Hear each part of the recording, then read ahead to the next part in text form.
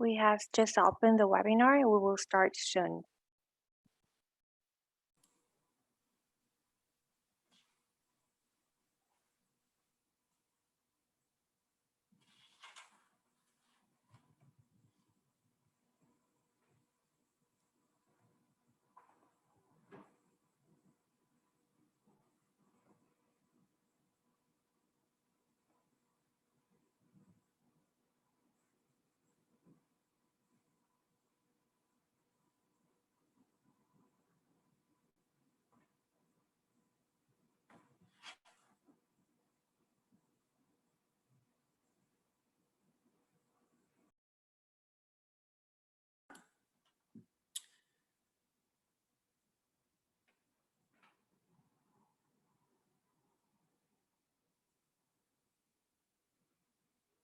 Okay, I think since we've all tested our connections, and I think we're all here. So welcome everybody. Thank you very much for joining us this afternoon and this morning, as I said, for those of you in a different hemisphere.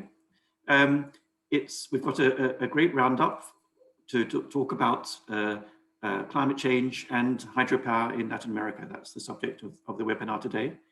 I'm your moderator. I'm Tom Howes. I'm the head of the Energy and Environment Division here at the IEA. And we've been, Jin Sun in my division has been leading this project for the IEA to explore the relationship between hydropower, its developments, and climate change and energy sector resilience in the face of climate change. So a couple of moderator things I have to say before we launch. I should stress that this webinar is being fully recorded, and we'll share the video on our website soon. I should also note that interpretation of meetings on Zoom is to facilitate communication, but does not constitute an authentic record. And sometimes if the original speech is fast or there can be quality issues and it's insufficient and can't always get interpreted. So that's a caveat on the interpretation facilities we have today. So please speak slowly and clearly. And with this webinar, our goal is to have speakers. We've got speakers from governments, from international organizations, from development banks, to share their insights and latest findings and best practice in the region. We're confident that the discussions today will contribute to raising awareness of the issue and to developing solutions to achieve resilient hydropower systems. There are 2 discussion sessions. Each one will be followed by a question and answer, where the audience will be able to ask questions using the Zoom Q&A facility. So now to kick things off, I turn over to Mrs. Meshield Verstappen, our director here at the IEA, Director of Sustainability, Technology and Outlooks, and who's leading the work, the IEA's work on energy sustainability, encompassing the clean energy technologies and climate change policy. Over to you, please, Meshield. Thank you very much, Tom, and a warm welcome also from me from Paris to everyone being in Latin America, Europe, or elsewhere. My name is Meshield Verstappen, as Tom just explained. I'm working in the IEA since 3 years. I'm very happy that we could organize today, even though in the form of the webinar, a quite important topic, which is about climate change and hydropower in an important area or region of Latin America. We know that the last decade has been the warmest decade on record. We see extreme weather events such as wildfires, cyclones, floods, and droughts everywhere in the world happening. Every day we hear or read about a new story. And that's why I think it's extremely important that we look how to address and how we can cope with this adverse effect of climate change. Let me explain that the IEA has stepped up its work on climate change.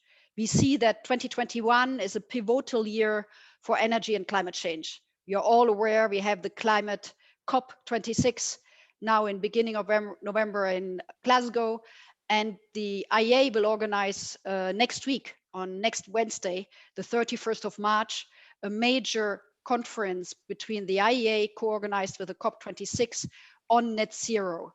how to go, what is the pathway to net zero, and all technologies, all resources are playing a part in that.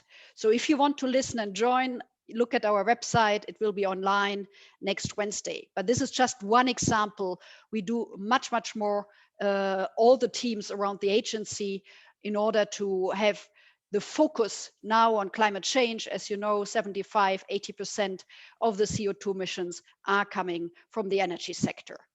So another area which is really important of our work is this resilience, the resilience question of our energy systems. It's not only an energy question, it's also an important question, I would say, economically, politically, and also socially. And the other big topic is not only renewables, but also hydropower. And it's one of the critical infrastructure which are facing right now an increasing amount of climate threat. And when it comes to the region of the webinar today of Latin America, I'm very happy that the IEA has also stepped up work with Latin America, both on the bilateral basis. We work with a number of our countries, either at the association countries like Brazil, Chile, Colombia, or Mexico, who's a member of the IEA, or more broadly. And we also work with sometimes with regional organizations. I've been in a few events with OLADE on a number of other topics. So Latin America is for us certainly an important region, and our exchanges with all of the countries are very important.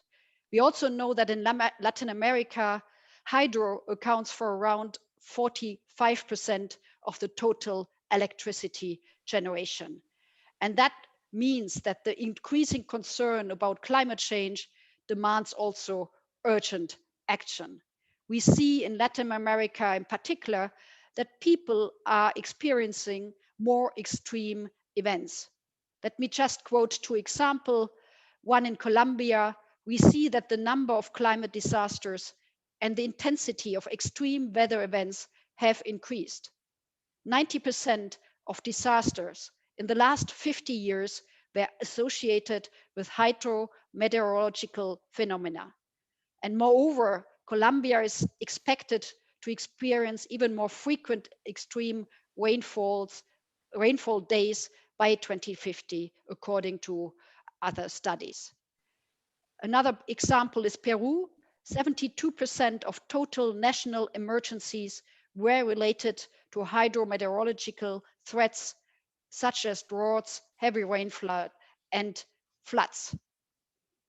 But we can also see, despite these risks, that hydropower in Latin America will remain significant, or even potentially increase in the upcoming decades, leading clean energy transitions. We also work more and more, and we come out with a roadmap on net zero globally, net zero by 2050, as more and more governments are stepping up their efforts and announcing 2050 targets, or like others, 2060 net zero targets. And I think also in that context, we need to look at all the resources, including hydropower. And the focus of our next renewables market report will be exactly on hydropower and the key role it plays. In that context, I think we will build, or have built up already, and work on the enhancement of climate resilience of hydropower. So first of all, we have worked at the IEA a lot on energy security. It started with oil security, gas security, electricity security. But we also are incorporating climate resilience into the definition of energy security. And we will come out on a report on electricity security in April, which will also discuss the importance of climate resilience in terms of energy security. And Tom and Shin-Sun here are leading that work. Secondly, we have also released 2 reports already on climate impacts on hydropower in Africa and here now in Latin America. And we plan to release a 3rd report on Asia this summer, on making the key role, explaining the key role of hydropower in another important area, region like Asia. So let me conclude. The IEA, we will continue to help address countries address the climate impacts and mobilize actions both for adaptation and resilience in the energy sector. And I hope very much that the webinar today and the great speakers we have already in our agenda give us a great opportunity to discuss the climate impacts on Latin America hydropower, and also, very importantly, explore concrete solutions. Thank you very much for your attention. I'm very much looking forward to the debate, and I think I hand over to Tom. Thank you very much, Michiel. That's a great introduction to the work and the issues and the broad context of what we're exploring here today. So now I turn to the first session, and here we're exploring the climate impacts on Latin American hydropower.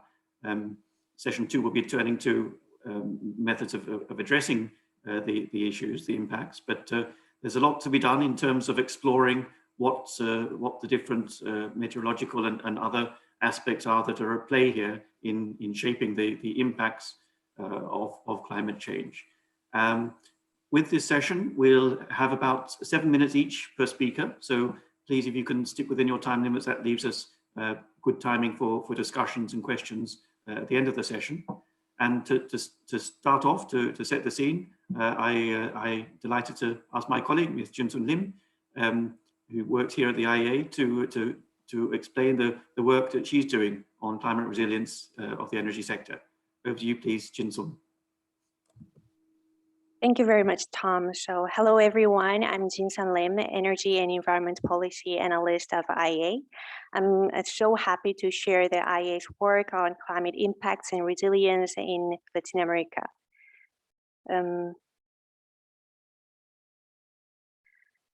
So against the increasing threat of climate change, IEA is actively working on assessing climate impacts and enhancing climate resilience of energy systems.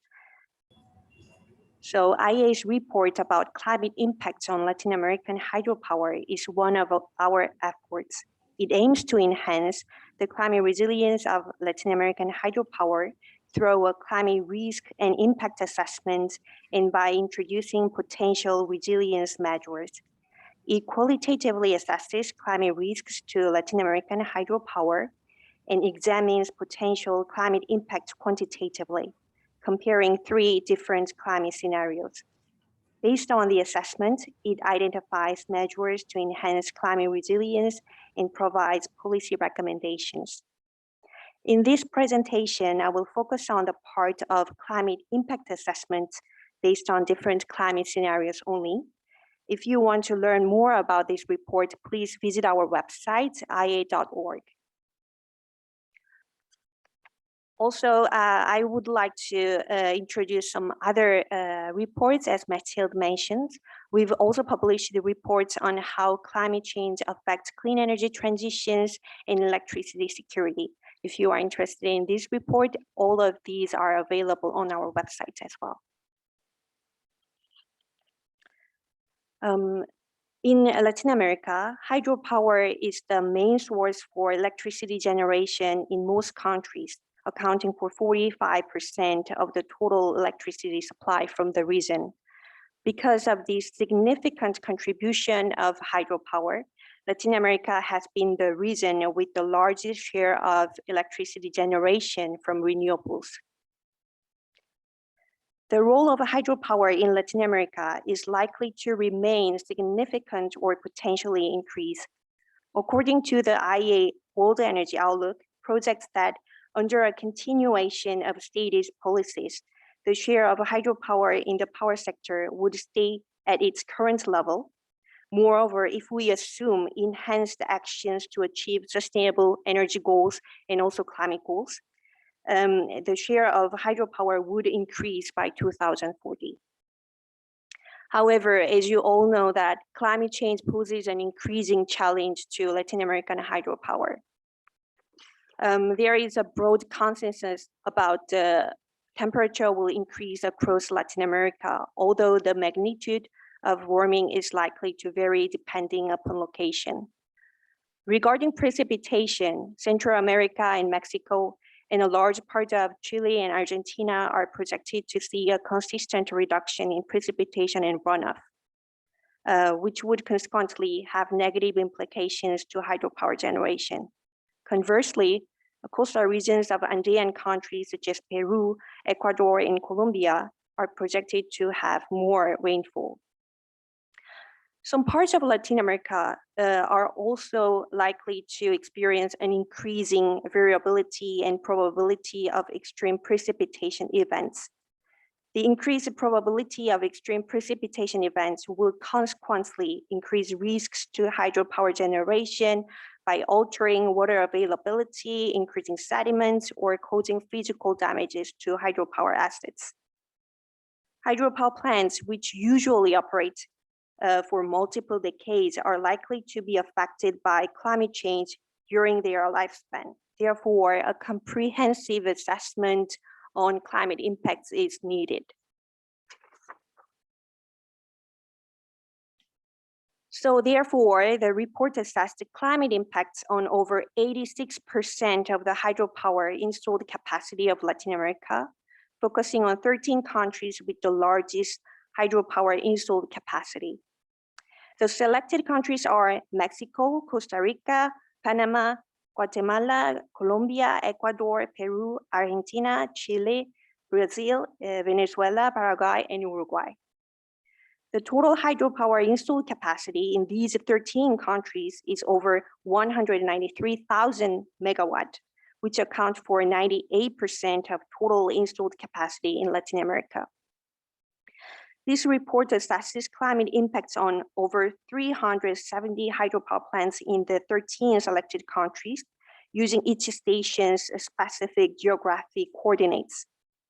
The assessment is based on 3 different scenarios: below 2-degree scenario, below 3-degree scenario, and above 4-degree scenario. So each of these scenarios represent a different level of greenhouse gas concentration and its global average temperature outcome by 2100.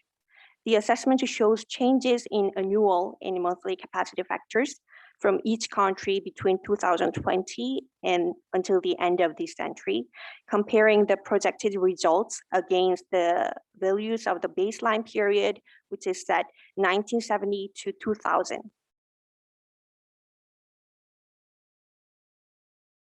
So the assessment shows that from now until the end of the century, the regional mean hydropower capacity factor is projected to decrease due to changing climate conditions. In the graph, black dots indicate average hydropower capacity factor of the selected Latin American hydropower plants based on results from 20 combinations of general circulation models and global hydrological models. Colored bars indicate the range of the results from these 20 different models. The darker colors in the bars show the range of 80% of the results. The regional mean capacity factor over the period from 2020 to 2059, so first 40 years, is likely to decrease by around 8% on average, from 7.5% in the below 2-degree scenario to 9.6% in the above 4-degree scenario, compared to the baseline level. In the latter 40 years in our century, the regional mean hydropower capacity factor is projected to be lower than the baseline by over 11% on average, from 7.5% in the below 2-degree scenario to 17.4% in the above 4-degree scenario. The comparison of the results from 3 different GHG concentration scenarios demonstrate that a higher GHG concentration will have a stronger negative impacts on hydropower generation in Latin America. In the above 4-degree scenario, which assumes a continuous increase in GHG emissions, there could be a starker decrease in the regional mean hydropower capacity factor for the rest of the century than the other scenarios. Although all 3 scenarios estimate a decline in the regional mean hydropower capacity factor by 2100, this does not mean that climate change will have an equal impact on every hydropower plant. Rather, as you can see, the impact of climate change are likely to be spread unevenly across Latin America, exposing some plants to climate change more than the others. We categorize the selected 13 countries into 4 groups, reflecting their climatic characteristics. First group is South and South America, including Argentina and Chile. Central America and Mexico includes Mexico, Costa Rica, Panama, and Guatemala. Andean region included Colombia, Ecuador, and Peru. And the rest of South America includes Brazil, Venezuela, Paraguay, and Uruguay. The graph shows 2 important findings. First is about the spatial variation in climate impacts on Latin American hydropower. As you can see, the climate projection included in this analysis show that 2 sub-regions, Central America and Mexico, and South and South America would see a consistent decrease. However, the Andean region along the northwest coast of South America is projected to see a slight increase in hydropower capacity factor. For the rest of South America, a comparatively mild decrease in hydropower capacity factor is expected, although further studies are needed given the lack of agreement among climate models for further conditions in this subregion. Second key finding is that higher GHG concentration is likely to broaden the gap between subregions. In this graph, black lines indicate the average of the projections from the 3 scenarios. Areas that are lightly colored indicate the gap between the projections of different scenarios. The darkest color indicates the projection from the above 4-degree scenario. The lightest color is the projection from the below 2-degree scenario. So as you can see, a higher GHG concentration will bring a stronger impact to each region and consequently broaden the gap between subregions. So based on this assessment, we propose 4 policy recommendations.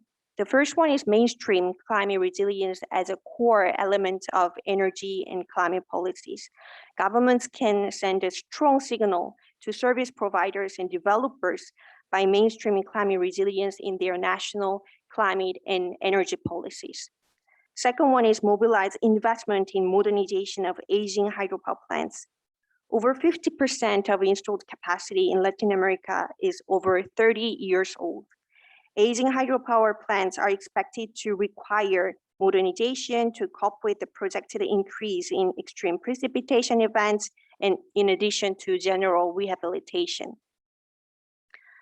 Third suggestion is build and strengthen climate risk insurance. An accessible and affordable climate risk insurance for hydropower infrastructure supported by governments or public institutions will significantly improve preparedness against climate hazards. Although utilities have a direct interest in insuring their assets against the adverse effects of climate change, their insurance could be limited to cover only the damages to physical assets or lost revenue, rather than cover the broader damage to society and economy. The fourth proposal is to support scientific research to increase accuracy of climate projections. Comprehensive and scientific projections of climate risks and impacts on hydropower generation is essential to identify the most effective set of resilience measures for hydropower plants. IEA is happy to continue supporting the climate resilience enhancement and climate impact assessment in the region with the further projects and research. Thank you very much. Excellent. Thank you very much, Jin Sun. So there you are. That's our IEA overview of critical issues in hydropower and dealing with the projections in terms of meteorological projections, the impact on the climate, and the consequent impact on the hydropower sector. So that's a great overview of our results. So turning from that overview of results now into a start of the deep dive of session 1. And with that, I'd like to call on Ms. Roberta Boscola and Mr. Roberto Silva from the World Meteorological Organization to take us through their findings. Ms. Roberta Boscola is the lead Weather and Climate Services for Energy in the organization, and Roberto is the Hydro SOS project officer. Please, over to you. Thank you. Thank you very much, Tom, and IEA for inviting WMO to this webinar. And also we were reviewing this report, this important report that Jinsun just presented. I hope you are seeing my slides. And I just want to say that this presentation is split in two. The first part will be myself, and then I will pass over to my colleague for more details on the hydrological aspect of Latin America. And also because of the short time for this presentation, I will be quite quick to go through the slides, but I hope I can provide more details for the key Q&A session afterwards. So there are main climate indicators which are derived from the temperature and precipitation, which hydropower has to take into account in order to develop measure for adaptation and resilience. The evolution of these parameters are important for hydropower to adjust their operation, to optimize the resources and the gain, and also for planning and maintenance. And those are indicators that are both important for regulating the existing dams, but also to increase the security of the dams. For example, then most likely, as we saw in the report, there will be a larger variability of the inflow, and therefore the regulation of the routines need to be changed. For example, to store more waters for longer time, or when we have a probability for high intensity inflow over a short period of time. The maximum allowed level of dams must need to be reduced. Also, in terms of the security of the dam, very important to understand the intensity, the duration, and the frequency of precipitation and the inflow to adjust the maximum accumulated precipitation over 5 days. And important to determine the new return period of annual maximum water inflow. And also for the forecasting, the model that we use, the hydrological model that we use for inflow, both for long term, like seasonal and short term, perhaps a new reference periods need to be need to be considered. Here is an example of another factor that we need to take into account for the hydropower solutions and resilience measure is the areas where there are glaciers and solid precipitation. The hydropower potential will likely change considerably. There is this image of documented by Farinotti et al. That provide the global distribution of hydropower potential in declassified areas. And you can see that the 3/4 of potential storage volume is expected to be released by 2050. And in South America, countries like Ecuador, Bolivia, Peru, Argentina, and Chile will be affected. Chile particularly is going to have a 40% increase of hydropower potential. But we need also to take into account when we look at the hydropower and the adaptation and resilience of hydropower, we need also to consider other factors that are going to change due also to climate change. And this is energy demand, water consumption, very important. When we are going to have dams with the competition for irrigation and sanitation, and water is going to be an issue for sure for the next 30, 40 years. Increase in urbanization, increase also in the distribution in the grid, and also in the structure of the reservoir. So this is a very important factor that we need to take into account. And I just want to say that WMO has developed a methodology to guide investment for adaptation and resilience measures. We propose an evidence-based approach to increase the effectiveness of the climate actions.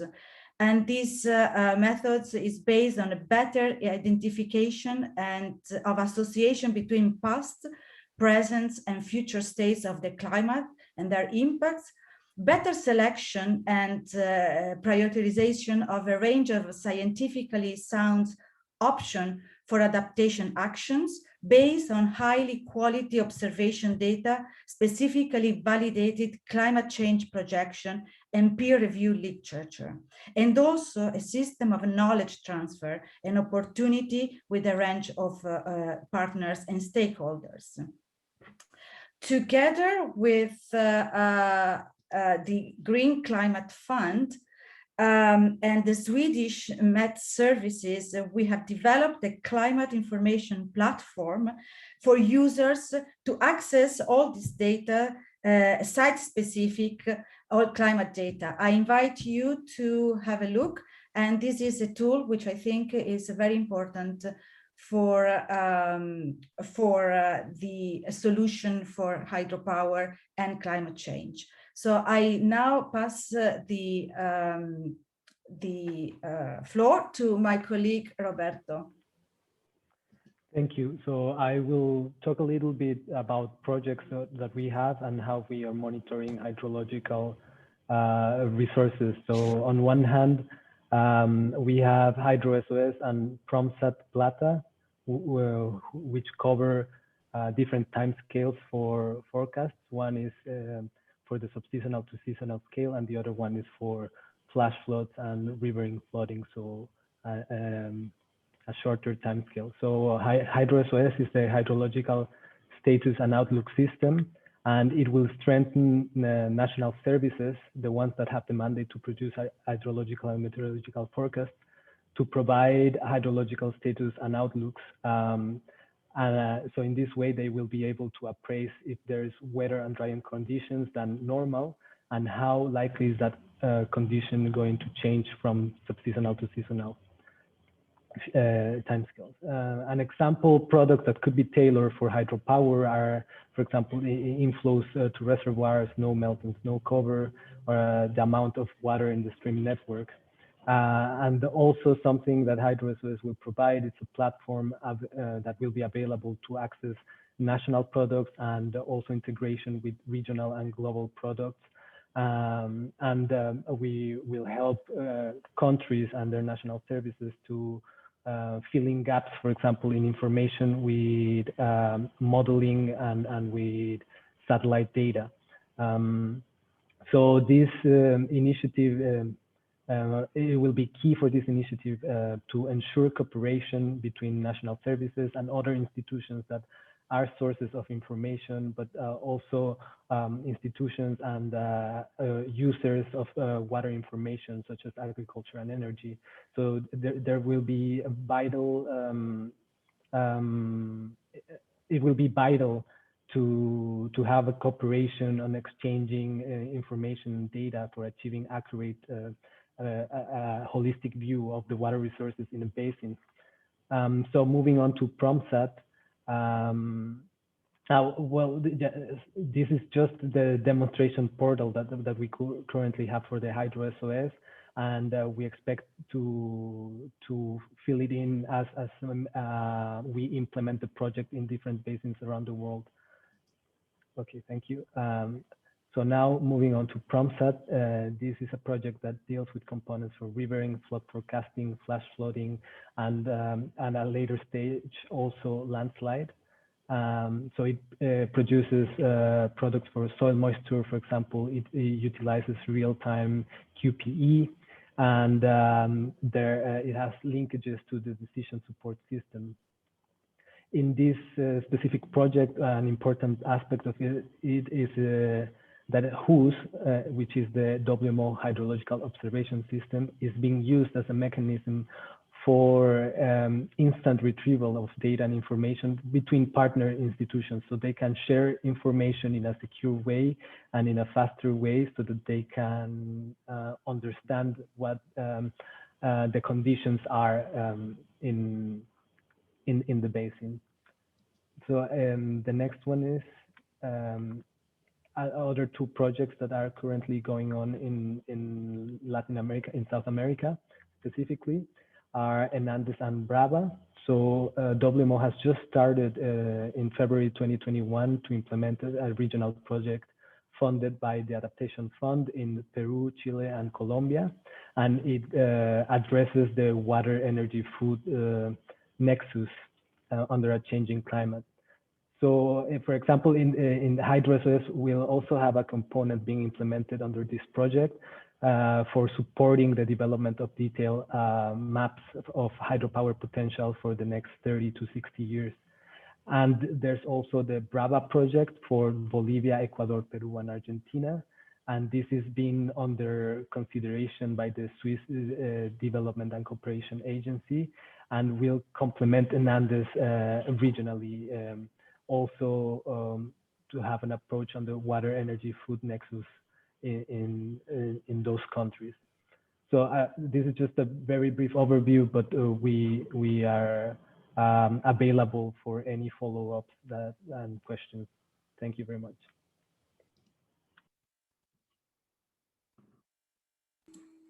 Thank you very much, both Roberta and Roberto. That was a great run through, some very, very interesting analysis, and you had some interesting results there, well presented. I like the graphics and it's easy to understand. Some interesting methodological findings, which are important for the ongoing work in the area, and some really rich and interesting looking databases there and platforms to be exploring this work, and topping it all off with some suggestions of issues to follow up with for further international collaboration. That sounds extremely complete and informed. Very, very, very impressive. So thank you very much for that. We next turn to a deep dive to Brazil. And here I would ask, where am I? I would ask Giovanni Vittorio Machado from Brazil EP to take the floor to tell us, to share with us the details of what's going on in terms of analysis in the Brazil case. Giovanni is an economist in the energy planning department with professional experience in multiple energy institutions.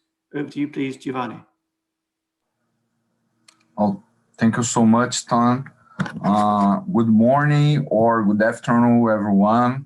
I hope you all are safe and healthy. First, on behalf of EPE, I would like to thank IEA, particularly Ms. Jin Sam Lin, for the kind invitation to have this talk. Also, I congratulate IEA for the important report, Climate Impact on Latin America Hydropower. Okay.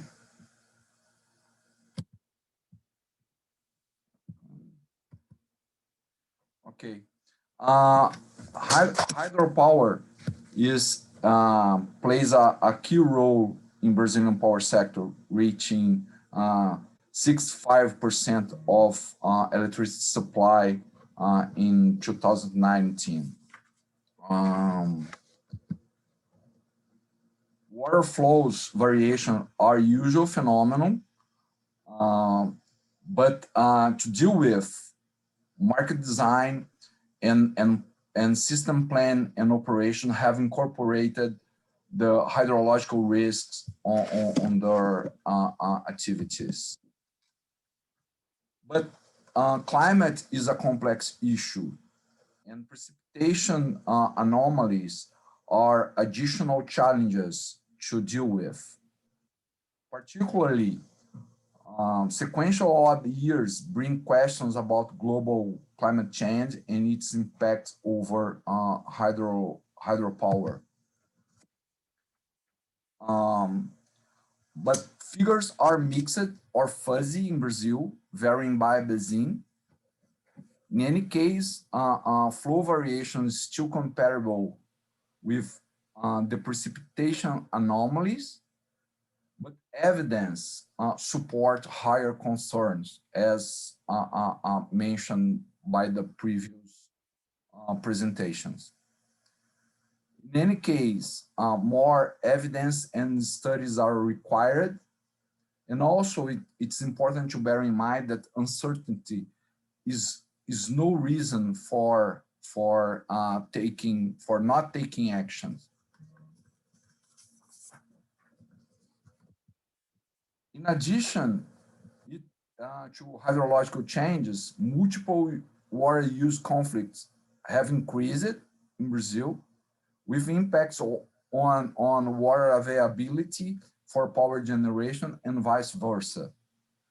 This is a spoiler, I would say, for a situation with higher climate vulnerability, as mentioned by the report. To wrap up, those are the key message of my talk. Climate change is a complex issue, but uncertainty is not a good reason to prevent or postpone actions. Risks can affect cost and energy security, and global climate change may bring challenges, additional challenges for the future, but the sequential odd years are still comparable with the long series so far. Multiple water use conflicts are increasing, but more important than all these key messages are to point out some lessons from Brazil, from the Brazilian experience. It's very important to have a water governance. This is critical.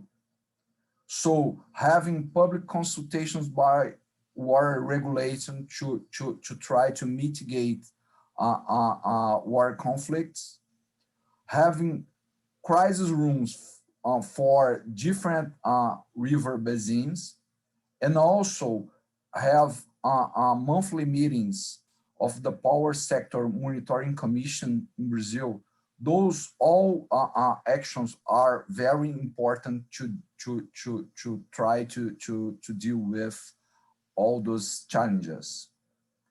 Also, energy security criteria must reflect risk aversion regarding water use. So hydrological risks assessment methodology and criteria adjustment are needed. And also it's fundamental to increase, to bear in mind that increasing variable renewables will require more flexibility from hydro. So all of this has to be in mind. So thank you so much.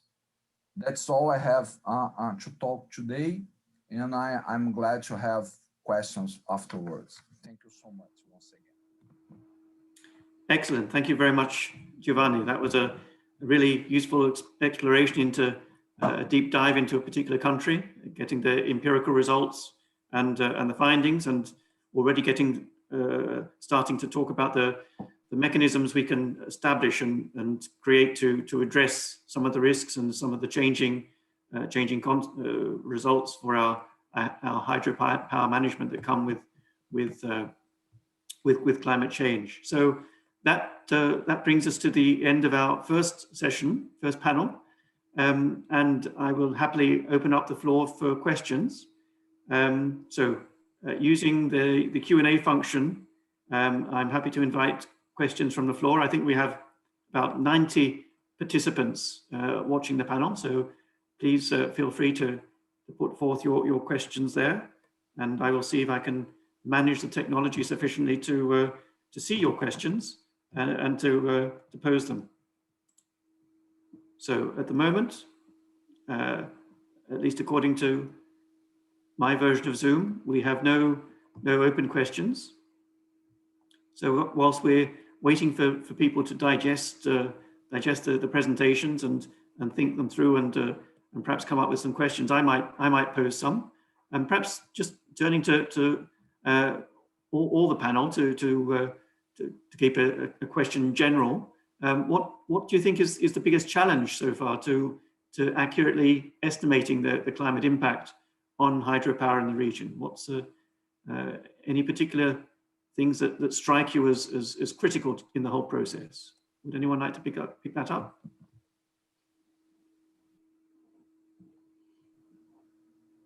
Okay, Tom, thank you for the question. I think at least for Brazil is a very large country, big country with a large territory. So there is a lot of difference among particular regions. So it's very important to keep this in mind and to record data and perform specific studies by basin, river basins. So I think enhance the data collection, enhance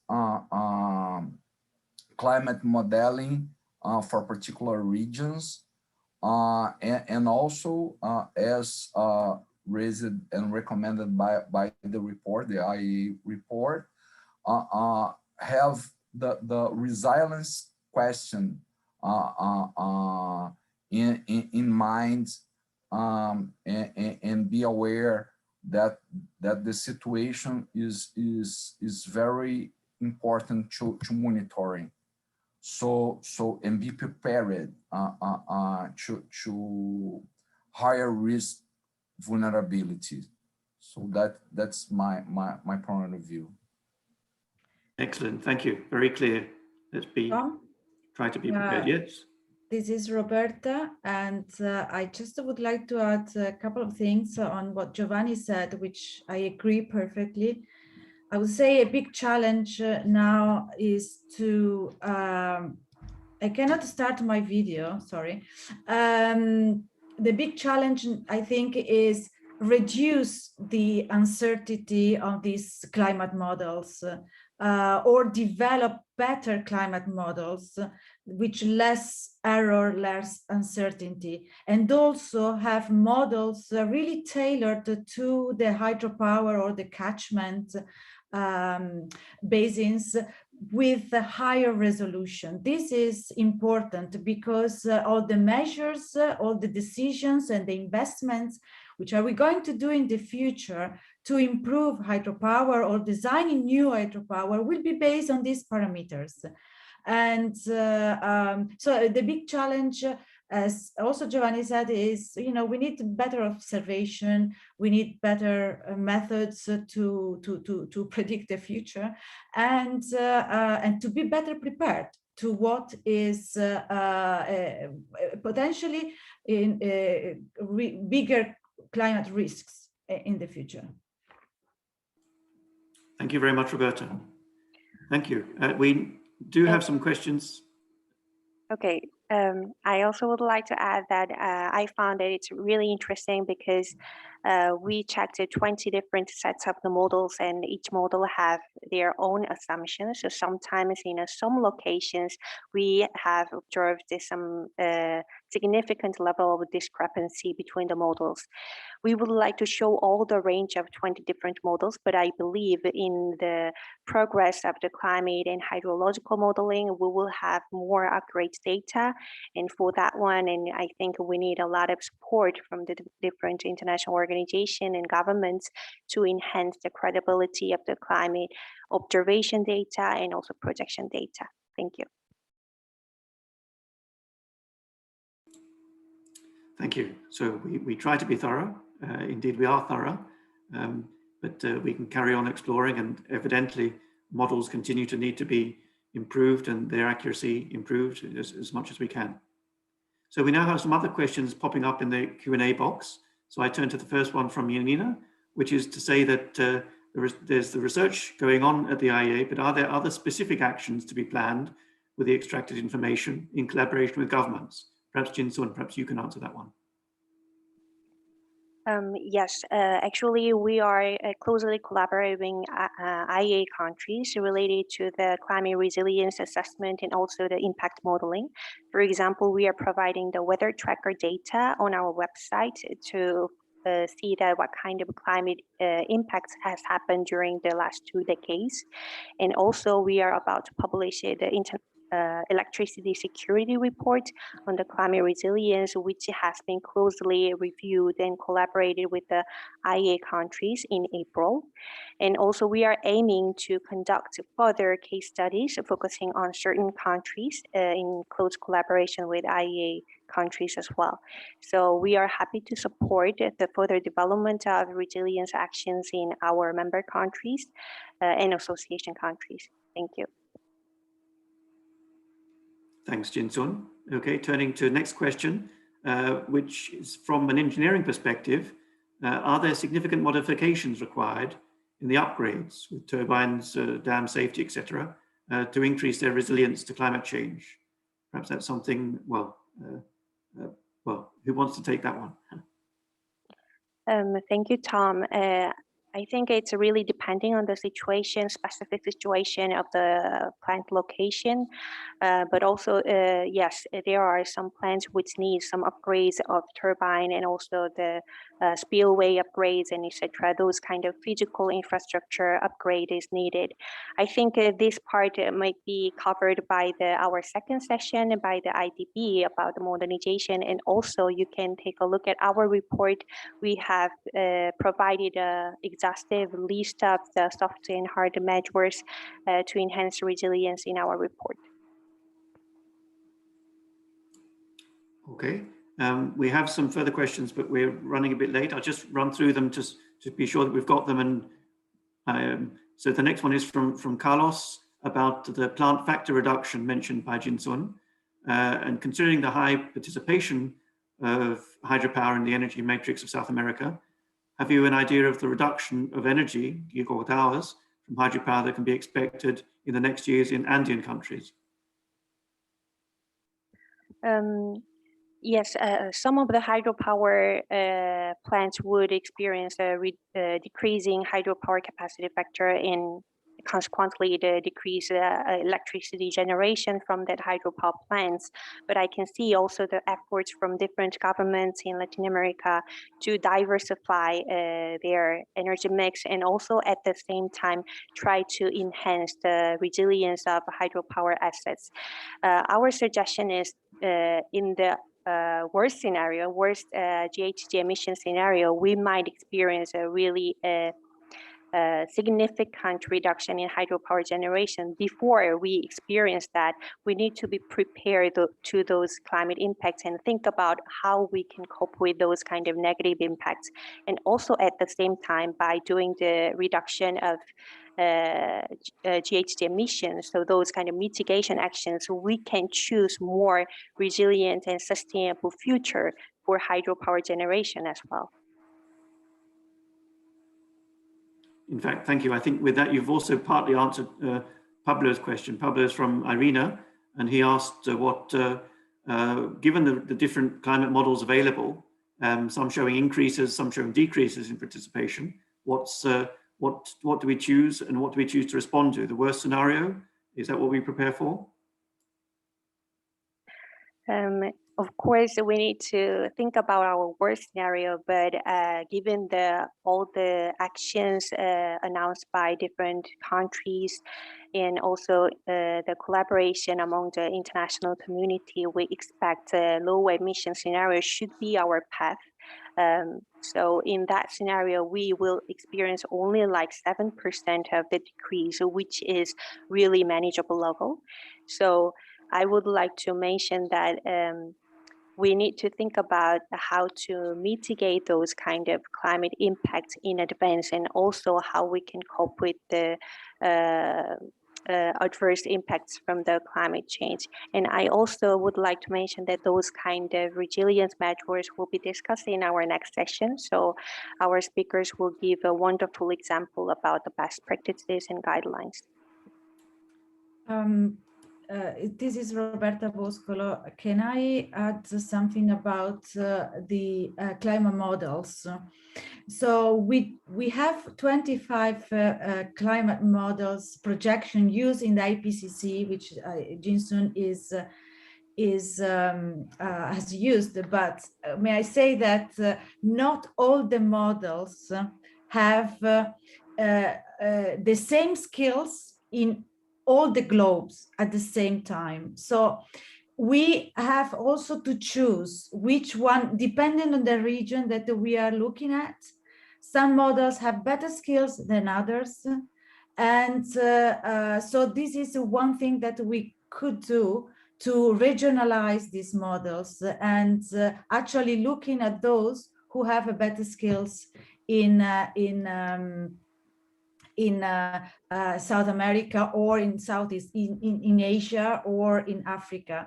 And also, I would say there are regional models which have downscaled with downscaling to a resolution which is much smaller than the big model. So I would say the projection scenarios are good for IPCC to demonstrate how the world is going, to global trends.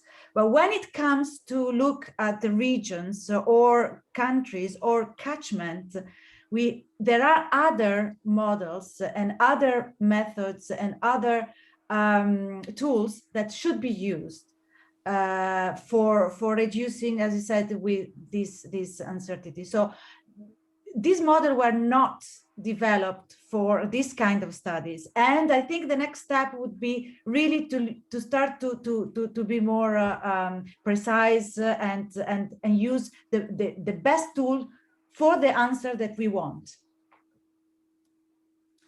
Great, thank you very much for that. We still have 5 open questions in the Q&A, but I might, given the timing, I might ask panelists where they think they have the answer, if they could respond with a written answer in the Q&A session, if that would be okay.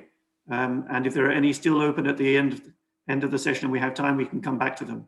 But now, if that's okay, we'll move on to the next session, session 2. And for this, we move on to the question of having examined all the data and come up with our best understanding of what's going on and what we expect to happen. We explore how we can enhance climate resilience of Latin American hydropower. So we explore what measures we need. We've already talked of some of these in the questions, and some were already flagged in the earlier presentations, about what measures can actually be implemented, what structures, what risk management tools can be implemented to increase climate resilience in the region. So here again, we have great speakers. And the first speaker I'd like to introduce is Ms. Maria Ubierna from the International Hydropower Association. Please, over to you, Maria. Hello, I'm sharing the screen. Thank you very much, first of all, to IEA and in particular Jinsun for giving us the opportunity to speak in this webinar and inviting IHA. I think here now in presenting mode. Yeah. So I'm gonna talk about this guide that Jinsun was already referring a little bit in their Q&A tweet. The International Hydropower Association developed this climate resilience guide to provide practical and useful approach for identifying, assessing, and managing climate risk to enhance the climate resilience of the hydropower projects. So it provides already international industry good practice to incorporate climate resilience into planning, design, and operations. So it's a unique guide in the sector, not only for hydropower, but also of all the other like renewable energy sources. So I'm gonna talk a little bit about the guide's methodology. So the guide was designed to address that uncertainty that we are talking so much about it. As Giovanni said, so uncertainty is no reason for not taking action. So that is exactly what the guide is addressing, this uncertainty that is inherent to climate change. And the climate change impacts in hydrology and climate variability will directly influence hydropower projects, existing ones and new ones that may come. So we really need to tackle that issue. So rapid changing climate means that historical observations may no longer be applicable to anticipate what the future will look like. So what do we do here is to take a decision making under uncertainty approach that will help us to combine the best features of probabilistic risk and cost benefit analysis with that of the scenario analysis. These type of approaches are bottom-up approaches rather than top-down, which help us then to tailor the assessment to the local needs of the project. These are also robust because it employs a stress test to find system risk. And that's what we do in the phase 3 of the guide. So quantitatively assess the climate risk so we can then manage them. And the stress test basically looks at the risk by finding the performance that works well across a wide range of plausible future scenarios. So we don't take only one future scenario. That is what I think Roberta was trying to convey before. We look at a range of plausible future scenarios and find where the risk and where the performance will not work so well. So with that in mind, then in phase 4, we can manage those risks, embed into our design, operations, and resilience measures that will enhance the resilience of the project. And finally, I might highlight like the monitoring, evaluation, and reporting that is necessary whether you do the full assessment or you deem at the beginning that the project doesn't have a climate risk, because it's important as the science advances, as climate change also advances, is necessary to keep monitoring all those impacts that you may have in the project, and whether if you deem necessary, then go to phase 2 and do all the stress tests and managing those risks. Moving forward, so we recently did a survey about how the industry has welcomed the guide. So the guide was launched almost 2 years ago in the World Hydropower Congress in May 2019. So there were some pilot projects that applied the guide before the launch, and that those their feedback helped us to shape the final version of the guide. And since then, there has been a good uptake by the industry. And those are the projects that have applied the guide in these last 2 years in blue in the map. So over 15 projects have applied. And the respondents of the survey, they were kind of happy with the guide. The reasons is that it's very well structured, it's very easy to use, it's very useful to talk with the clients.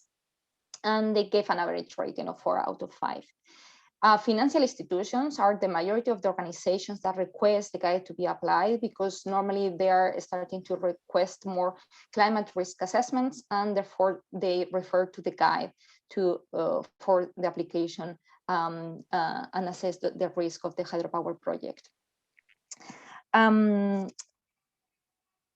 Okay, and only just to point out that one of the kind of most useful things of the guide is that really helps to assess the risk related to the long-term average stream flow variability.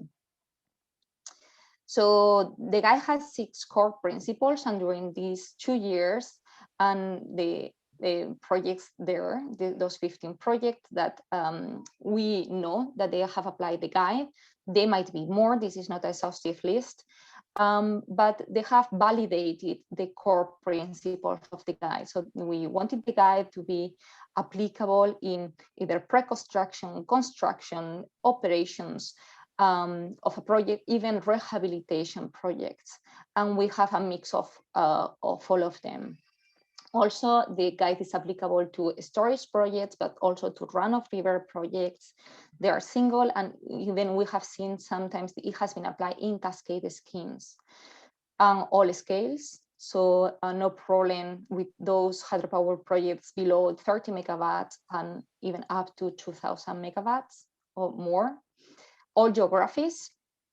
So we have, although you have seen in the previous map, there is not so much uptake in Latin America yet, but it has been applied in different geographies that could be also applicable to Latin America, like those mountainous regions with glaciers in the basins, also their midstream, tropical regions, Mediterranean weathers. So we have a bit of mix of everything. All of the projects have assessed generation, but safety also is really important. So to assess the stream events and how those will affect, especially the safety of the infrastructure. Also very important environment functions and even operational management, especially those regions that have a very high levels of sediment in the inflow that will affect a lot the maintenance in the future of the hydromechanical equipment. And finally, it has the guy has a tier approach for the stress test phase, and we did a this tier approach because the projects may encounter different types of data quantity or quality, and we wanted to provide guidance for all of them, so none of them says or has a justification not to apply it, and well, we can see that all levels were applied. There are the annexes. So the Annex A provides a list of climate stresses for the different parts of a hydropower project. And that's very useful when you are identifying which impacts the project will have and if those impacts might be high. And the Annex C, it gives examples, directly examples of adaptation measures. These adaptation measures could be more like functional or more operational. So to revise like the optimal minimum operating level, to even reassess the type of scheme that you have, maybe from base load to go through towards more peaking. That could be important, as Giovanni said, in those systems where they will have higher penetration of intermittent renewable energy from wind and solar, for example. Then also more structural measures are those that will tackle more the infrastructure of the hydropower projects, of the dam, even the reservoir. And here I would like to mention the sad news that happened in Uttarakhand in India at the beginning of the month. And that could also happen in the Andean region in South America. And for that, as adaptation measures that we say here to enhance the resilience of the project could be this glacial monitoring, control glacial reservoir bridge, even change the downtime for allowing overtopping, for example. And there are many more adaptation measures. Again, it's a very long list, but it's not exhaustive. Of course, you can always think of other measures to enhance the resilience of the project in the annex. These are just like three picked up for the presentation. And just finally, I want to highlight how the guide is aligned with other frameworks that people may encounter in the way. So, for example, if you want to assess the full sustainability of the hydropower project by the Hydropower Sustainability Assessment Protocol, the climate change chapter includes that part of resilience. So if you have applied the climate resilience guide, you will score well in that area, which is the basis for the recently launched, so yesterday, the new criteria for the hydropower sector to access green bonds by Climate Bonds Initiative. Banks, as I said, they're the ones that are requesting more the guide to be applied. For example, the World Bank has developed this resilience rating system that they launched like a couple of months ago, and they explicitly refer to the climate resilience guide for scoring well in the resilience of the project. That is the focus of the guide. And well, potentially the guide could be aligned with corporate level disclosure, although the guide focuses on at project level, with a corporate level disclosure of climate related impacts into the financial performance of the company. And here I stop my presentation. Thank you very much. Thank you very much. That's excellent. Thank you very much, Maria. Some great insights there and a wealth of different resources to pick up and to explore. In fact, we've just got a couple of very quick clarifying questions that have come in. One was the question of whether which countries in Africa have applied the IHA Hydropower Resilience Guide. And the second question, are there any particular reasons for the limited uptake of the guide in the LAC region? Thank you. Thanks. So I cannot disclose exactly which projects have applied the guide because of some of them that have confidentiality issues. But for example, Gabon has applied the guide, Togo, Malawi, Mozambique. There are some of the countries that have in these last 2 years have applied in the guide in one of their hydropower projects. In Latin America, we think it could be, for example, like an obstacle of the guide, also that we haven't maybe disseminated the guide so well in the region. And for that, I have good news. So we are translating the guide into Spanish and will be launched like in a month's time, more or less. That's what I can say. So okay, thank you very much, Raul, to making the question. Thank you. We can come back to, there are still some questions open, but again, for timing reasons, I'd like to move on. So if that's okay, we move to our next presenter, who is Arturo Alarcón from the Inter-American Development Bank. So please, over to you, Arturo. Thank you, Tom.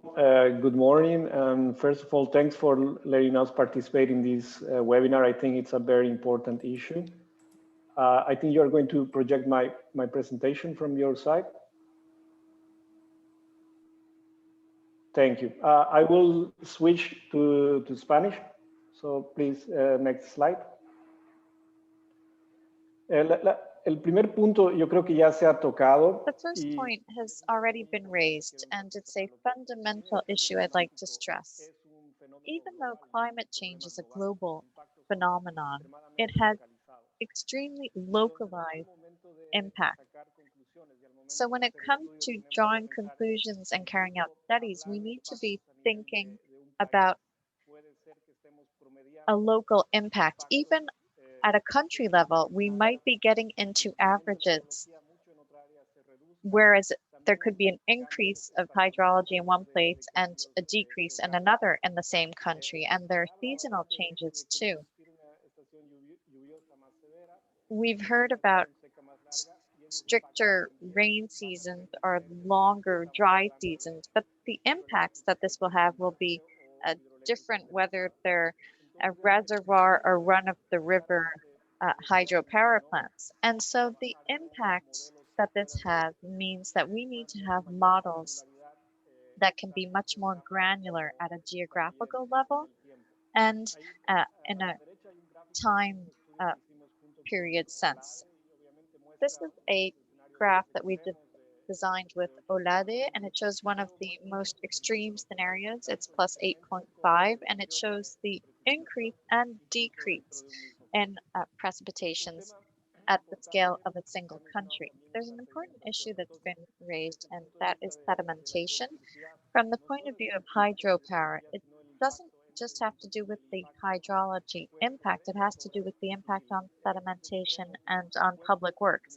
More frequent extreme weather events means that we need to think of dam safety when it comes to flooding and to deglaciarization, and unfortunately we've had examples lately of what that could entail. There's another issue that has to do with the changes in systems operation. There are more renewables entering the grid in the framework of adaptation and emissions reduction measures. And this means that often hydropower plants have to change the way they're functioning. They were planned 30 or 40 or 50 years ago, and they were designed for a more constant charge, but now they have to go up and down and adapt to much more variations in the power supply. We've also mentioned the other two issues, which are environmental restrictions and powers over competencies over the use of water. And this is putting pressure on hydropower and the way hydropower plants run. Next slide, please.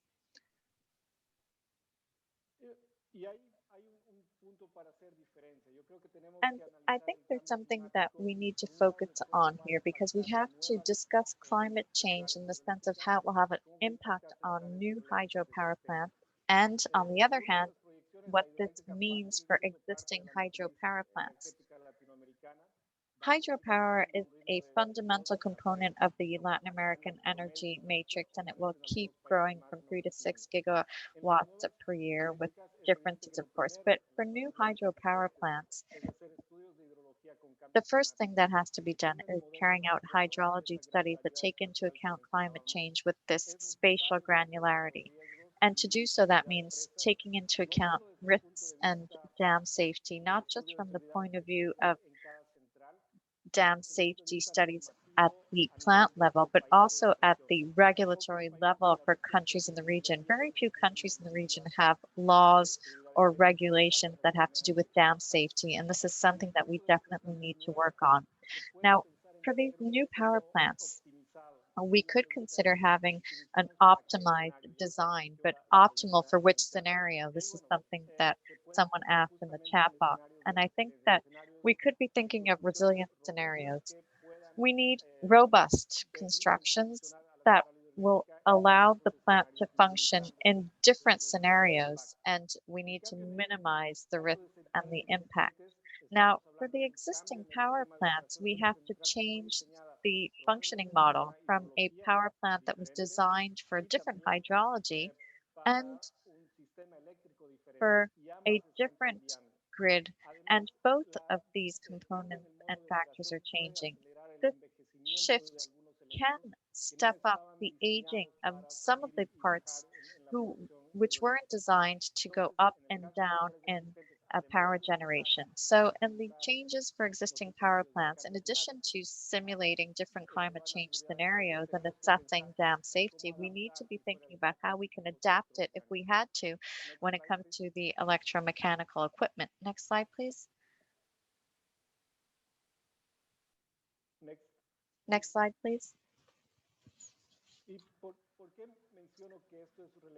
Now, why am I saying that this is relevant for Latin America? Well, on the right-hand map, you can see the installed capacity compared to the total capacity. There are regional differences. In some countries, 100% of hydropower is meeting demand. Some other countries are over 50%, and there are countries that have lesser shares of hydropower. Now, on the left-hand chart, you can look at the capacity that was included in systems with a regional breakdown and a decade breakdown. Now, unlike Brazil, where there's been significant development over the last 10 years, most of the Latin American power plants were designed in the 1980s and 1990s, meaning between the 70s and the 90s, because of the possibility to big power plants with big dams. So the power plants are pretty old. Some of them have been well maintained, but they were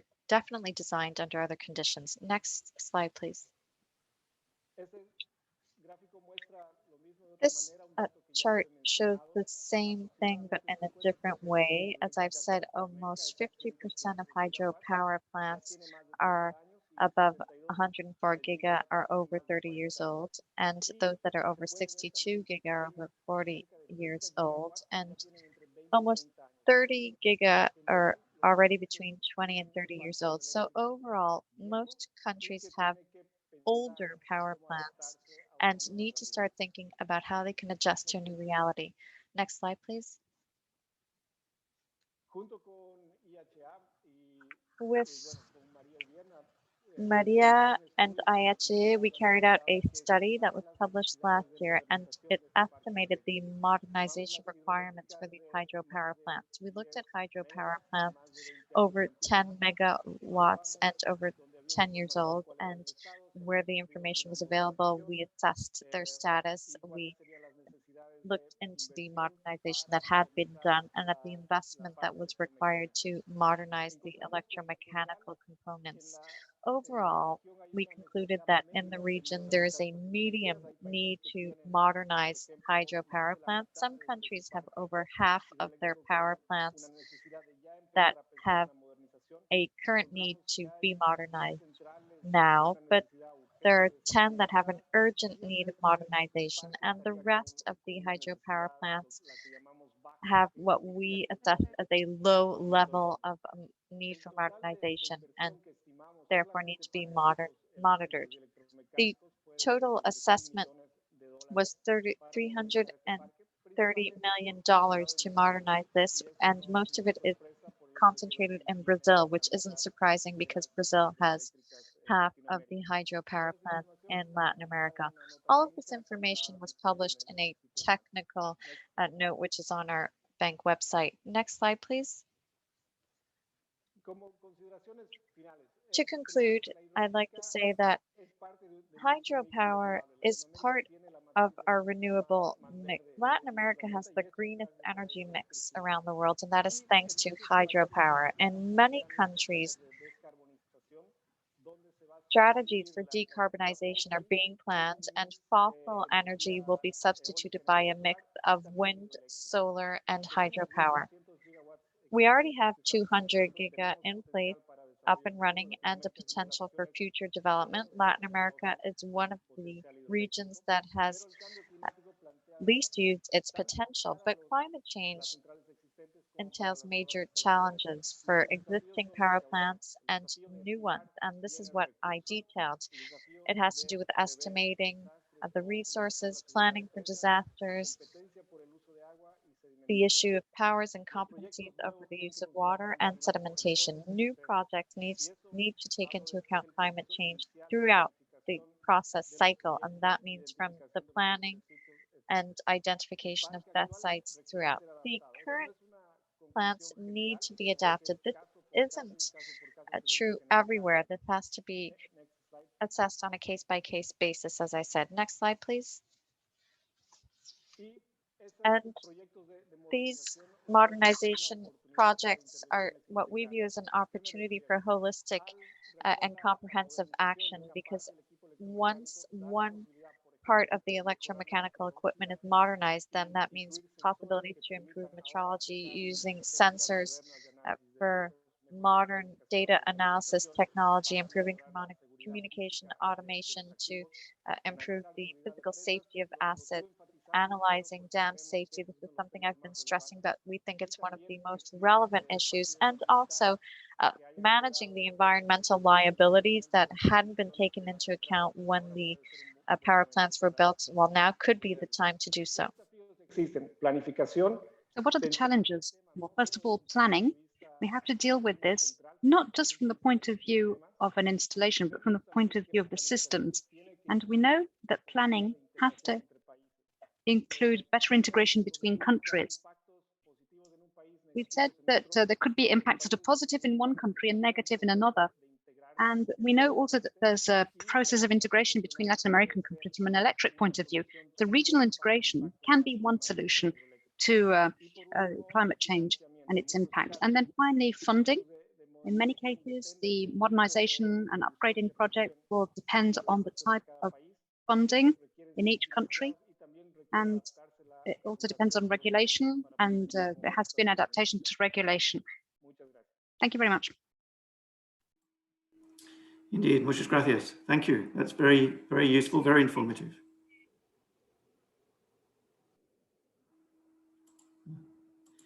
And so now we turn to our last presentation and over to Caroline Field, who is Associate Director for Resilience, Security and Risk at Resilience Shift. Over to you, please, Caroline. Wonderful. Thanks very much. Good afternoon, everybody. Hopefully, last but not least, many thanks for the invitation here today. My name is Caroline Field. I'm actually Associate Director at Arup, and I specialise in designing resilient cities and infrastructure. I am Chair of the International Standard Committee for Urban Resilience, and today I'm representing the Resilient Shift, which is a not-for-profit organisation founded by Arup and the Lloyd's Register Foundation, and I lead their efforts on energy sector resilience. Next slide, please. I always like to start my presentations by just defining what we mean by resilience, because it does mean different things to different people. And certainly at Resilient Shift, we take a very broad view and we think about it, not just climate resilience, but very broadly over all kind of shocks and stresses. So being able to withstand and recover from shocks and stresses, but also to adapt to those changing conditions. And climate change obviously is a real one that kind of causes shock, stresses and adaptation needs. Next slide, please. So I just wanted to introduce the Resilience Shift. So essentially, we think of ourselves as a catalyst for creating a safe, resilient and sustainable future for all. But we very much sort of focus on infrastructure systems, but kind of obviously all the pieces that are kind of associated with that. Next slide, please. So we have quite a unique approach. So we do pieces around we do undertake research, so we are a bit of a think tank. We also raise revenues in terms of grants, and we also kind of convene and collect best practice. So we have quite a wonderful open source library, which you're welcome to visit and download. And so we very much try and gather data on best practice around resilience and approaches across all kind of ranges of infrastructure. Next slide, please. Just a few projects we're currently working on. We have a range of different ones at the moment. Some ones that might be of interest. We have a guide just come out on infrastructure pathways for climate resilience. We've just kicked off some work around resilience for ports. We are part of an international coalition for sustainable infrastructure, ICSI, with the American Society of Civil Engineers. And we're currently developing some guidelines on that around climate resilient infrastructure. And we recently kicked off a really interesting project with the COP26 champions team, looking at leadership in climate resilience in terms of how to catalyze that behavior for change. So that should be a really interesting project. Next, please. So over the years, we've been gathering kind of what matters for resilience. So in our work and what we've seen across different industries, we're kind of collected these sort of 10 insights in terms of what matters for resilience. And so I won't go through them all, but certainly the ones I think that really resonate for me and I think are very applicable to the projects we've talked about today are really this whole systems thinking and really understanding, you know, not just your piece of infrastructure, but the communities that it serves and all of the kind of components that lead into that, whether it's you know, water, electricity, people, communities, livelihoods. So really understanding that full system and the benefits and value that that piece of infrastructure delivers is really important. And then being able to understand what those key, you know, shock, stresses and trends and opportunities are for that piece of infrastructure. And I think one of the other things that I think has been really clear is just how a lot of industries work very much in silos, and there's such a need to kind of transfer and communicate between sectors and between these silos and actually between the value chain that delivers infrastructure, because resilience is lost at those boundaries. So that's kind of really one of the big things that we've seen across many sectors. And I think one of the other ones that really sticks out for me as well is demonstrating the value of resilience. So being able to show that business case for why you should invest in building resilience, what the benefits are and what you know, the losses would be if you didn't do this. And so really showing that positive and quantifying the benefits of resilience. And that's something that I think a lot of people are challenged with. And we kind of want to pull all this together, and we're working on different guidelines and standards to articulate this across different sectors. Next slide, please. I led a scoping study last year, which Jin-san was very kind enough to participate in. And so we interviewed a lot of people around the globe around in the energy sector generally in terms of understanding sort of key issues, and not surprisingly, decarbonisation was top of everybody's agenda. But what I did find quite interesting was the fact that people were talking about decarbonisation, but they weren't talking about adaptation to climate change as much. And so I was a little concerned that that wasn't kind of the same part of the conversation. And so, but essentially we looked at, you know, this focus on decarbonisation. The worry is that you need to make sure that when you transition and become decarbonised, that you're actually thinking about resilience, and that doesn't fall off the agenda. So thinking about those opportunities with more distributed systems, and making sure the systems we kind of move to are redundant, flexible, and adaptable is really important. And we're seeing obviously the need for energy storage when we're using a lot of renewables in terms of being able to balance the supply and demand. We're also seeing consumers wanting to take a more active demand in energy and their own consumption and usage. And we're also seeing the need for raising awareness of kind of resilience and sustainability with customers across the globe. And we're obviously seeing as well the this kind of transition from quite a linear energy system to a more dynamic and energy ecosystem, which I think is going to bring its own challenges, especially in terms of resilience. And obviously very much aware of the effects of climate change, but also the increasing risk of things like cyber attacks through increased automation of a lot of these systems. So that was kind of some of the takeaways we had. Next slide, please. So going back to I mentioned kind of demonstrating the value of resilience, and this is really one of those key areas that I've spent actually a lot of my career looking at this in terms of how do you measure resilience. And so my colleagues at Arup worked with the Rockefeller Foundation on the 100 Resilient Cities program and developed the City Resilience Index, which you see there top left. And that was really a way to kind of measure across different areas, so across sort of infrastructure, but across financial, societal, health and well-being, leadership, all these different aspects of resilience, which is really important to be able to kind of quantify these co-benefits that we see. And then following that, Resilience Shift combined with Arup and Rockefeller to develop the city water resilience approach. Kind of it was taking this indicator approach and applying it to water systems. And then more recently on the right here, we've actually at Arup been working on an energy resilience framework. So kind of tying together those leadership and governance aspects with economic and strategic aspects, as well as the infrastructure and ecosystems. And so we're very much seeing an interest and kind of need to be able to look more broadly at these systems, understand that full picture, and be able to quantify that baseline so that we can show kind of progress and change in building resilience. Next slide, please.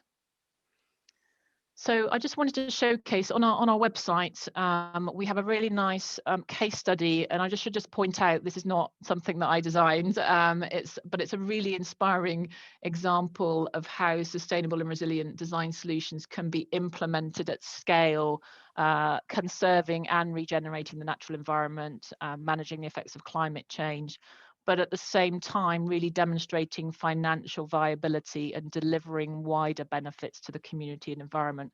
This is the Hydropower Dam. I'm sure some of you, or most of you, are probably very familiar with this, probably more familiar than I am. Next slide, please. And so we really like this example. And if you don't know, the Hydropower Dam supplies about 16% of Brazil's electricity and 90% of Paraguay's. And essentially, there was a treaty put together in 1973 between Brazil and Paraguay to actually exploit hydroelectricity potential. And it was a really good example of this cross-border cooperation and collaboration that we very much need in terms of resilience for the future, and that cooperation and kind of coming together. And they did this around a nature-based solution to this project. And the benefits of this project have been calculated, and the net present value has been assessed at $45 million just on direct financial benefits. But actually the other benefits of what I was impressed with, if you go to the next slide, please. So they took this whole system approach that I mentioned to watershed management, which really delivered enhanced water supply for hydropower production alongside a range of social and environmental co-benefits to the communities living along the river.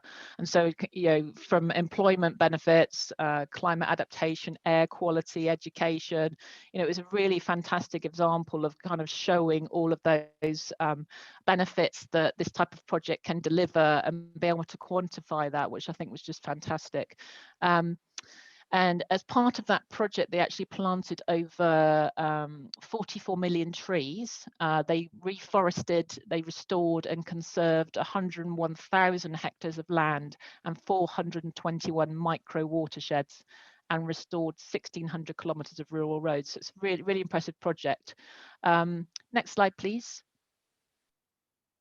That's all I've got time for today, but if you, I encourage you to kind of read the case study, which is available on our website, along with a lot of other best practice kind of guidelines and reports. And thank you so much, really delighted to be here today.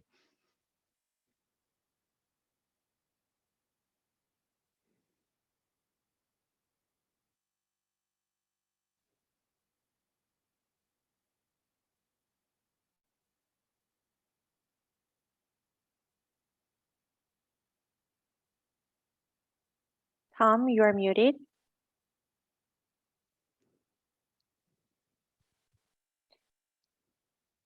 Okay, there is some technical issues about unmuting microphone thing. So thank you very much for attending this session, and thanks a lot for your nice presentations. Given the time limit, we would like to go to the next part, and we've received wonderful questions, and we promise that we will collect the questions, and then we will share those with our speakers so that speakers can respond later after this webinar via email or other forms. But please understand that due to the time limit, we need to move to the next part. So I would like to invite Laura Lizano, the National Director, and she is representing SICA in Costa Rica. So Laura, can you hear us?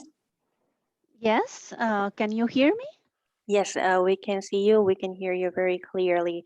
So Laura, I would love to invite you for the closing remarks. Thank you. Thank you very much. And good afternoon and good morning for some of us. I am very pleased to have the opportunity to say a few words in this webinar, which I believe covered extremely important topics for the Latin American region. I would like to thank the International Energy Agency for organizing this event, and to all the participants for providing technical and informed inputs to the discussion of impacts of climate change and how to enhance climate resilience. It is known that Latin America is one of the regions with largest share of renewables, and this is due to hydropower. This share varies among the countries, some countries even with more than 70%, like Paraguay. In average, the region represents near 45%. And according to prospective analysis made by OLADE, it will increase in the future in all subregions: Mexico, Central America, South America, and the Caribbean. It is a fact that hydropower has an important role enabling integration of other renewables in the energy mix. How will climate change affect our energy systems and consequently energy supply in our region? The need for studies to find answers to this question has been acknowledged since many years ago. The Inter-American Development Bank and OLADE made 2 studies about vulnerability of the hydropower systems and their adaptation options. one in Central America in 2015, the other for Andean countries in 2019. And more recently this year, the International Energy Agency has published this very good report on climate impacts on Latin American hydropower that we already know. We have to highlight the importance of science and technique for decision making. The risks must be quantified so they can be addressed properly. The studies show the large variability of climate change effects among countries in Latin America. The impacts are not equally distributed. Spatial variations are substantial. So we have to look carefully to each case to quantify water availability, variability of flows, and the frequency of extreme events like flooding or droughts. We will find that hydropower will be affected, but we will also confirm the value of hydropower plants with large water storage capacities for resilience of our societies and the environment. The studies must lead to adaptation measures. Do we need to refurbish or rehabilitate the hydropower plant? How can we adjust to reduction of its capacity factor? What kind of provisions should we make for energy supply? How can we reduce the vulnerability? Continuous studies with better data are required. We need criteria from experts and to promote capacity building within the region. I would like to bring some attention to the SICA area now. 8 countries which are doing great efforts to move their energy agenda together. Guatemala, Belize, Honduras, El Salvador, Nicaragua, Costa Rica, Panama, and the Dominican Republic. For the first half of this year, Costa Rica is chair of SICA, so I would like to share some of our perspective of the region. We have a very high share of renewables in the electricity mix, 61% on a regional level. Hydropower ranks first on technology with 41%. By 2030, it is expected that the region reaches 65% renewable. We are convinced that we can achieve more if we work together. So last year, we approved the Central American 2030 Sustainable Energy Strategy. We call it ESCA 2030. We also have a regional climate change strategy and its short-term action plan. We have agreed on goals in renewable energy, energy efficiency, and energy access. Our strategy is very much related to the SDGs. We think that our regional vision will complement and support our national actions. As a region, we are small contributors to climate change. Nevertheless, we are making big efforts in mitigation. But in terms of impacts of climate change, we are highly affected. Only last year, 2 hurricanes, Eta and Iota, hit the area in less than 2 months, with major damages in Guatemala, Honduras, and Nicaragua. In the past, Costa Rica was seldom hit directly by this kind of events, but in 2016, Hurricane Otto struck and caused massive losses as well in Panama. It was the first hurricane documented which has impacted directly since 1851. Things have already changed. Extreme weather events are more frequent in our region and all in the Caribbean region as well. We face other risks like rising sea levels and scarce hydro resources.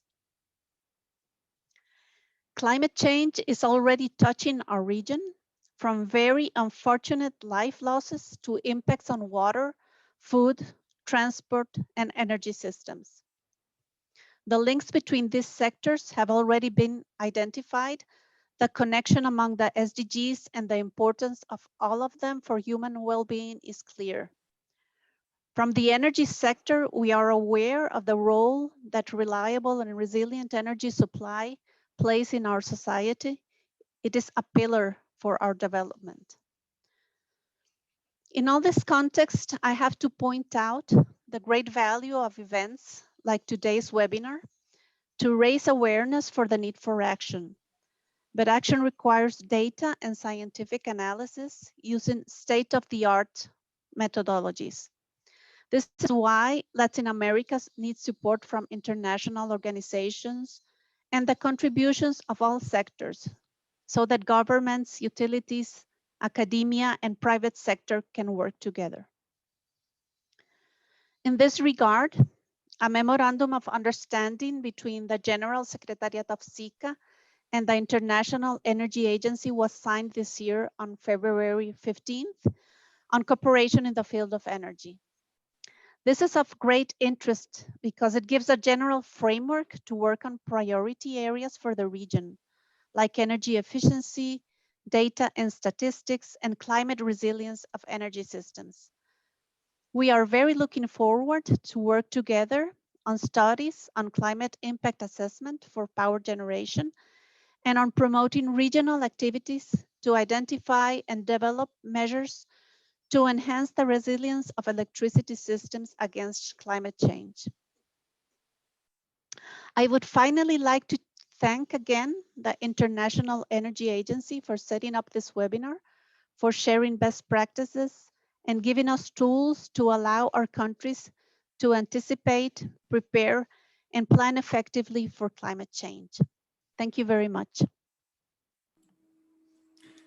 Thank you very much, Mrs. Lozano. That was some very wise words, flagging up all the wealth of information presented here at the webinar, and also we thank you for advertising the wonderful work that we here at the IEA do.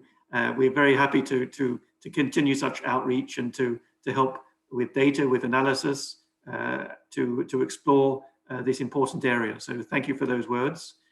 And thank you to all the panelists. I've never been more impressed by such a dense amount of succinct and clear information presented in such a short time. It's kept me gripped. So thank you very much. We've run through some fascinating examples, some empirical results, some methodological considerations, exploring the different tools, looking at different platforms and information sources. So I really think there's been a lot produced here. So thank you very much to all the panelists for your interventions. It's been very, very fruitful. I would conclude by, well, thanking panelists, but also recalling that this is ongoing work. Your presentations have highlighted that we by no means have all the answers, that there's a lot more analysis to do, a lot more case studies are needed, a lot more improvements to models and to modeling and methodologies. And we very much stand ready to help with all of this. So our work on climate resilience will continue. We're about to, in fact, publish 2 more reports, one report on electricity security coming out on the 9th of April, and one on the climate impacts of Asian hydropower that will be released in the summer. So the work is ongoing. We also learn from these webinars and also help to translate where we can, translate the ideas, the discussions, the best practice across regions around the world. So we take from Africa, from Latin America to Asia and see what works around the world. So all very useful for us. So we carry on we look forward to maintaining our linkages. We're happy to follow up this work here with all of you. So thank you very much for your participation today. We answered nearly all the questions. I'm sorry we ran out of time at the end. There were a couple of technical questions there on the costs of, particularly on the costs of adapting existing hydro facilities to deal with, to be more resilient to climate change. So if there are any last answers there, please provide them. Otherwise, I'm sure if you like, you could send a further email to us here at the IEA and we'll do our best to answer your questions. So thank you to the participants as well. I hope you found this fruitful and interesting. And again, thanks to the panelists, and I wish you all a good afternoon. Thank you very much indeed. Goodbye.